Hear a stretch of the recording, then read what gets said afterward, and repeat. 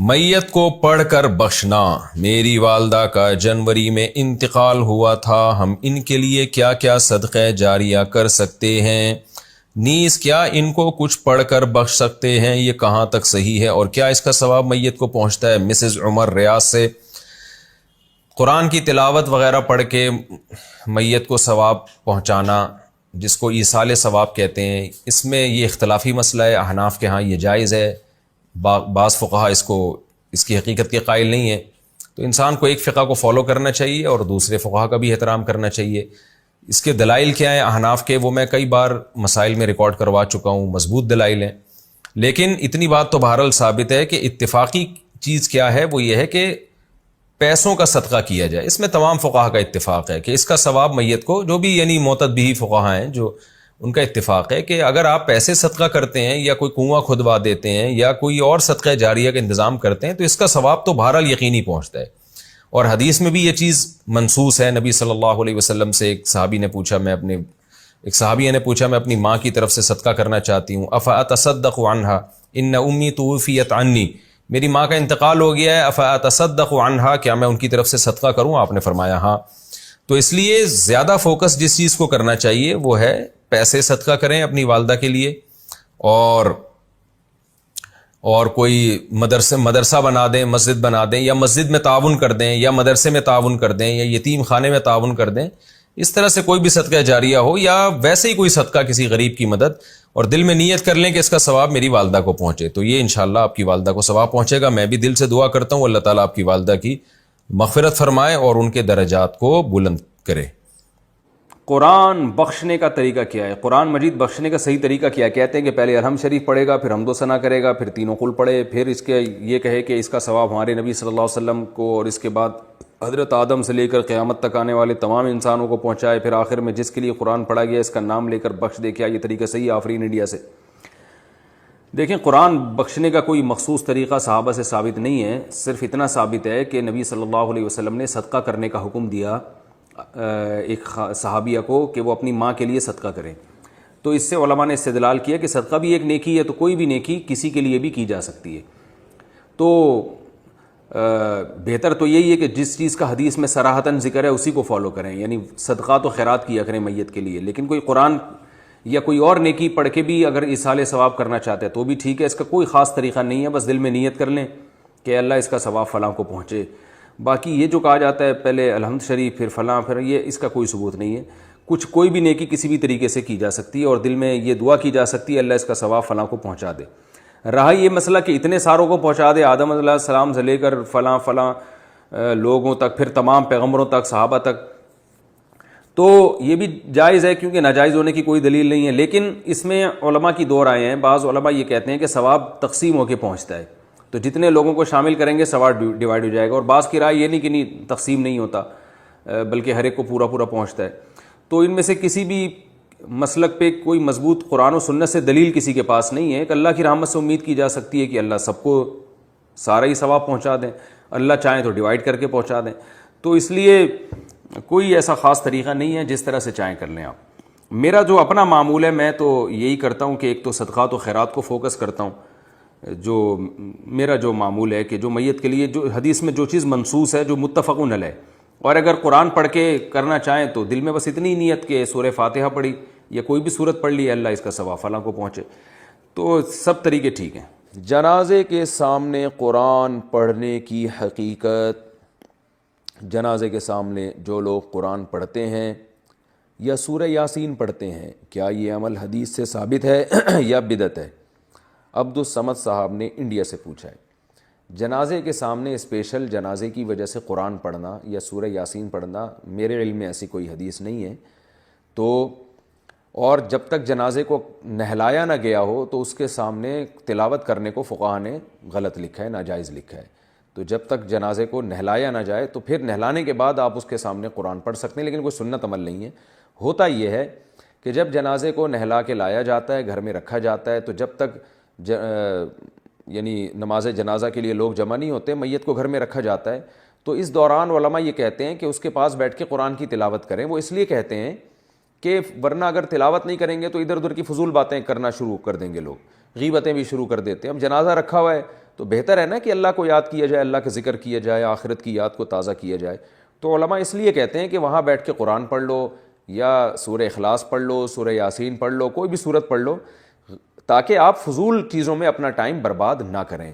اس وجہ سے کہا جاتا ہے. اور اس میں پھر جنازے کے میت کے ایصال ثواب کی نیت بھی کی جا سکتی ہے, کیونکہ اس میں بہرحال فقہا کا اختلاف ہے کہ میت کے لیے قرآن پڑھنا جائز ہے یا نہیں ہے.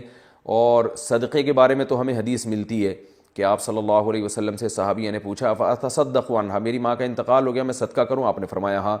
تو جمہور علماء نے اس سے استدلال کیا کہ جب صدقہ بھی ایک نیکی ہے تو وہ نیکی پہنچائی جا سکتی ہے میت کو, تو اس میں ایک علامت بیان کی ہے کہ کوئی بھی نیک عمل پہنچایا جا سکتا ہے. تو قرآن کی تلاوت بھی نیک عمل ہے.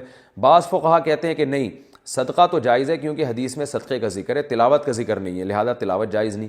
تو اختلاف رائے ہے اس میں. بر صغیر میں چونکہ فقہ حنفی کو فالو کیا جاتا ہے, اور میری رائے میں فقہ حنفی کی دلیل بہت مضبوط ہے, کیونکہ احادیث میں آپ صلی اللہ علیہ وسلم نے ہمیشہ اصول یہ رہا ہے کہ جزئیے کے ضمن میں کلیات سکھائے جاتے ہیں. جیسے قرآن میں آتا ہے نا لا تقل لہما اف, ماں باپ کو اف مت کرو, تو یہ ایک مثال ہے, مطلب یہ کہ تکلیف نہ دو. تو اسی طرح جو حدیث میں آتا ہے صدقہ کر سکتے ہو میت کے لیے, تو ایک مثال ہے, مطلب یہ کہ کوئی بھی نیکی کی جا سکتی ہے. اور دوسری بات یہ کہ حنفیہ کا جو قول ہے نا اس میں ذرا وسعت زیادہ ہے, اللہ کی رحمت کو آپ پھیلا دیتے ہیں کہ بھئی اگر میت کے لیے تلاوت بھی جائز ہونے کا ہم فتویٰ دیں گے تو اس سے اس بہانے لوگ تلاوت کریں گے, ثواب حاصل کریں گے, اور اللہ سے امید ہے کہ اللہ اس میت کو اس ثواب پہنچائے گا. تو اچھا ہے نا, اللہ کی رحمت سے اچھی امیدیں لگائیں. تو ویسے بھی شریعت کا مزاج ہے کہ جس چیز میں رحمت والا عنصر غالب ہو اس قول پہ آپ کو فتویٰ دینا چاہیے. یہ ہماری رائے ہے.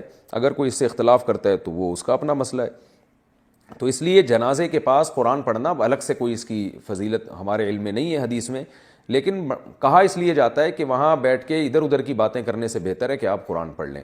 البتہ قرآن خوانی میت کے لیے یہ جائز نہیں ہے, کیونکہ قرآن خوانی کو کہتے ہیں کہ لوگوں کو قرآن پڑھنے کے لیے جمع کرنا. تو قرآن پڑھنے کے لیے جو جمع ہے نا, تو اجتماعی عمل کے لیے ثبوت ضروری ہے, یہ خوب ذہن میں رکھیں. جیسے آپ اپنے طور پر 2 نفل کبھی بھی پڑھ لیں جائز ہے, لیکن اگر آپ لاؤڈ سپیکر میں اعلان کرتے ہو یا کارڈ چھپواتے ہو یا منادی کراتے ہو آؤ میں اشراق کے 2 نوافل پڑھ رہا ہوں, تمام حضرات سے گزارش ہے کہ مسجد میں آ جائیں, اب یہ اجتماعی عمل بن گیا, یہ بدعت ہو جائے گا. تو اجتماع کے لیے آپ کو دلیل کی ضرورت ہے. اس لیے علماء کہتے ہیں کہ اجتماعی قرآن خوانی یہ بدعت عمل ہے, کیونکہ یہ ایصال ثواب کے لیے آپ ایک عبادت کر رہے ہیں, اور اجتماعی سطح پہ تو ہمیں نہیں ملتا صحابہ کرام میں کہیں کسی نے کبھی اجتماع کیا ہو. حضرت ابو بکر کا انتقال ہوا, کہیں نہیں ملتا کہ حضرت عمر نے تمبو لگایا ہو اور سب لوگوں کو جمع کر کے ان کی قرآن خوانی کی ہو. حضرت عمر کی شہادت ہوئی تو کہیں نہیں ملتا کہ حضرت عثمان نے ان کے لیے قرآن خوانی کی ہو. یہ ثابت نہیں ہے, اور اس پر علماء کے فتاوی بھی موجود ہیں. البتہ برکت کے لیے قرآن خوانی ایک الگ چیز ہے. برکت کے لیے یعنی مکان دکان کی برکت میں جو قرآن خوانی ہے وہ عبادت نہیں ہے, وہ از قبیل رقیہ ہے, رقیہ دم. تو اس کے لیے ثبوت کی ضرورت نہیں ہے. لیکن بہرحال بعض علماء اس کو بھی بدعت اس لیے کہتے ہیں, بدعت تو نہیں یعنی بدعت کی تائید کا ذریعہ بنتی ہے. تو بعض علماء کہتے ہیں کہ اس زمانے میں برکت کے لیے بھی قرآن خوانی نہیں کرنی چاہیے, بلکہ برکت کے لیے گھر کے اپنے لوگ مل کے قرآن پڑھ لیں یا نماز پڑھ لیں یا دعا مانگ لیں. لیکن بہرحال اگر کوئی برکت کے لیے قرآن خوانی کرواتا بھی ہے تو اس کی بہرحال گنجائش موجود ہے. احتیاط اسی میں ہے کہ اس کو ترک کیا جائے, کیونکہ لوگ ایصال ثواب اور برکت والی قرآن خوانی میں فرق محسوس نہیں کرتے, تو وہ دونوں کے ایک ہی سمجھتے ہیں, اس سے پھر بدعت کی تائید ہوتی ہے. پرفیوم کا ذائقہ حلق میں محسوس ہو تو روزے کا حکم. ایسا پرفیوم جس کا اثر ناک اور حلق میں محسوس ہوتا ہو, اسے روزے میں استعمال کرنا کیسا ہے؟ محمد زید جدہ سے. جان بوجھ کر ناک میں پرفیوم ڈالنا یہ جائز نہیں ہے, اس سے روزہ ٹوٹ جائے گا. لیکن آپ نے پرفیوم لگایا, نیت آپ کی سونگھنے کی نہیں تھی کہ ناک کے اندر اس کے ذرات لے کے جائیں, لیکن چلے گئے, تو انشاءاللہ اس سے روزہ نہیں ٹوٹے گا آپ کا. یہ ایسے ہی ہے جیسے گرد و غبار میں آپ اپنے کام سے جا رہے تھے, گرد و غبار پیٹ میں چلی گئی, تو اس سے روزہ نہیں ٹوٹتا. تو ایسے ہی پرفیوم آپ نے لگایا اور پھر اس کا وہ خود بخود اس کے ذرات ناک میں چلے گئے تو روزہ نہیں ٹوٹتا. لیکن آپ باقاعدہ نیت کر کے پرفیوم کا اسپرے کریں گے اور اس کو سونگھ کے ناک میں لے کے جائیں گے تو پھر روزہ ٹوٹ جائے گا. بہتر یہی ہے کہ ایسا, ویسے بھی الکوہلک پرفیوم جو ہے نا, یہ ان کی خوشبو سے انسان کو سکون نہیں ملتا, یہ خوب سمجھ لیں. یہ وقتی ایک وہ ہوتی ہے, لیکن حقیقت یہ ہے کہ یہ اس سے دماغ انسان کا بھاری ہوتا ہے. پتہ نہیں لوگ کیوں الکوہلک خوشبوئیں, جائز ہے لیکن الکوہلک خوشبوئیں جتنی بھی ہیں وہ آپ تجربہ کر کے دیکھ لیں. آپ نان الکوہلک خوشبوؤں کا ذرا عادت تو ڈالیں تو آپ کو پتہ چلے گا اس میں کتنا سکون ہے, کتنے دماغ معطر ہوتا ہے اس سے. قدرتی خوشبوئیں جتنے بھی ہیں، گلاب کی خوشبو، چنبیلی کی خوشبو، عود کی خوشبو، یہ سب نان الکوہلک ہیں. تو اللہ نے جتنی خوشبو، رات کی رانی دیکھ لیں، دن کا راجہ دیکھ لیں، جو خوشبوئیں چل رہی ہیں اللہ کی طرف سے، خدا نے پیدا کی ہیں، آرگینک خوشبوئیں، ان میں کہیں بھی الکوہل نہیں ہوتی. یہ کتنی بھینی ہوتی ہیں، دماغ کتنا معطر ہو جاتا ہے ان سے. تو اس میں انگریز نے الکوہل ڈال کے اس کی وہ نیچر ہی تبدیل کر دی ہے. تو میرے سامنے تو کوئی الکوہلک خوشبو لگا کے بیٹھا ہو، میرا تو دماغ خراب ہونا شروع ہو جاتا ہے. میں کہتا ہوں پتہ نہیں لوگوں کو، خیر لوگوں کے اپنے اپنے ذوق ہوتے ہیں. تو جائز ناجائز کی میں بات نہیں کر رہا، جائز ہے، لیکن میرے مشورے پر آپ کبھی کچھ دن نان الکوہلک خوشبوئیں، جو جس کو عطر کہا جاتا ہے، وہ آپ ذرا استعمال کریں. مزہ نہ آئے پیسے واپس. عرب زیادہ تر نان الکوہلک خوشبوئیں استعمال کرتے ہیں. آپ دیکھیں سعودی عرب آپ جاتے ہیں، ایسی بھینی بھینی معطر خوشبوئیں آتی ہیں. آپ کمرے میں عود کی دھونی دیں، آپ عود کی لکڑی جلائیں، یا ایسے ہی کسی درخت کی لکڑی جلائیں، ایسا پیاری خوشبو آئے گی. اور آپ الکوہلک اسپرے کر دیں تو تھوڑا سا اچھا لگے گا، لیکن دماغ اس سے آپ کا بھاری ہونا شروع ہو جائے گا. چھینکیں آنا شروع ہو جاتی ہیں لوگوں کو، پتہ نہیں کتنے قسم کے مسائل ہوتے ہیں.